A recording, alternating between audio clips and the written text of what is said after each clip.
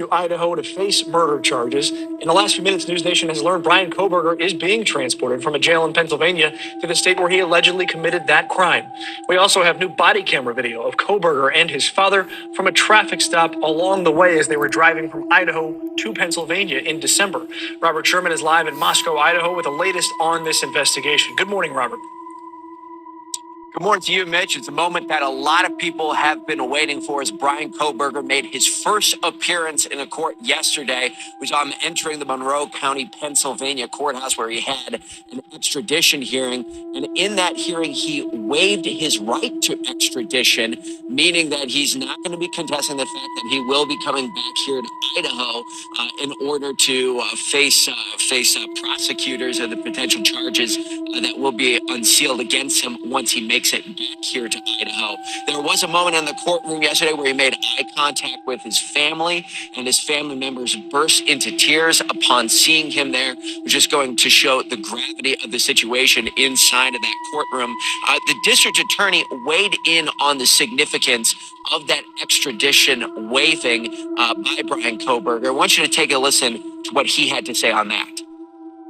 Idaho does not release their probable cause affidavit in support of their arrest warrant until after their defendant is returned to that state.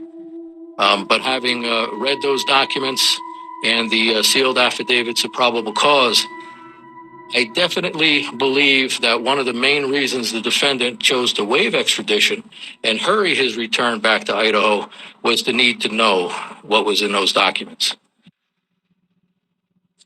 And this is something else that's just coming into our newsroom. This is body cam footage from an Indiana state trooper during a traffic stop. And as the trooper makes his way to the windows, look who you see here. In the passenger seat, that's Bryan Kohberger's father. In the driver's seat, that's Bryan Kohberger himself. And in that video, it's very hard to hear, but Kohberger says that was actually the second time they were stopped that day. This comes from December 15th, and it just goes to show how that timeline is starting to come together more and more as every piece comes to the forefront. Mitch?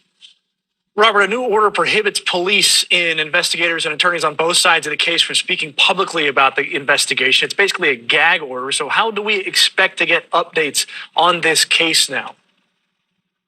And that just goes to show the direct gravity of this case. I mean, this case has garnered attention from coast to coast. So that's a large part of the reason why you're seeing that gag order come into effect. What we are anticipating is a lot of the information we're going to get is going to be coming from inside that Latah County courtroom that's right behind us there.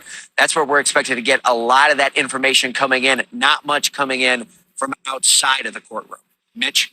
There is a lot of attention on this case, so you would expect a lot of folks to be converging on a place that doesn't typically see that many folks interested in their cases.